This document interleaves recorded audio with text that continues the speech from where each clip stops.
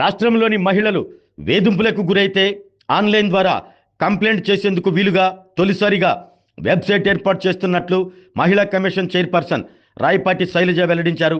మహిళా కమిషన్ వద్దకు వచ్చి కంప్లైంట్ చేయకుండా ఎక్కడి నుండైనా కంప్లైంట్ చేసేందుకు వీలుగా ఆన్లైన్ విధానాన్ని అమల్లోకి తీసుకువస్తున్నట్లు చెప్పారు. ఒంగోలులోని సాంఘిక సంక్షేమ శాఖ బాలికల కళాశాల వసతి గృహ ఆవరణలో ఆమె మీడియాతో మాట్లాడారు. రాష్ట్రంలో మహిళలపై లైంగిక వేధింపులు ఎక్కువగా జరుగుతున్నాయని, రిపోర్టింగ్ తక్కువగా జరుగుతుందని చైర్పర్సన్ ఆందోళన వ్యక్తం చేశారు. కొన్ని రకాల కారణాల వల్ల రిపోర్టింగ్ చేయటం లేదని, రిపోర్టింగ్ చేస్తే న్యాయం జరుగుతుందన్న భరోసా ఇవ్వాల్సిన అవసరం ఉందన్నారు.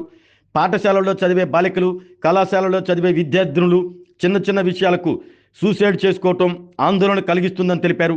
వీటిని నిరోధించేందుకే మెంటల్ వెల్నెస్ సెషన్ ఏర్పాటు చేసేందుకు మహిళా కమిషన్ ప్రణాళికలు సిద్ధం చేస్తున్నట్లు చైర్పర్సన్ శైలజ చెప్పారు. మీడియా సమావేశంలో జిల్లా మహిళా శిశు అభివృద్ధి సంస్థ ప్రాజెక్ట్ డైరెక్టర్ సువర్ణ, నోడల్ అధికారి సుధామారుతి, సఖీ వన్ స్టాప్ సెంటర్ అడ్మిన్ జ్యోతి సుప్రియ తదితరులు పాల్గొన్నారు.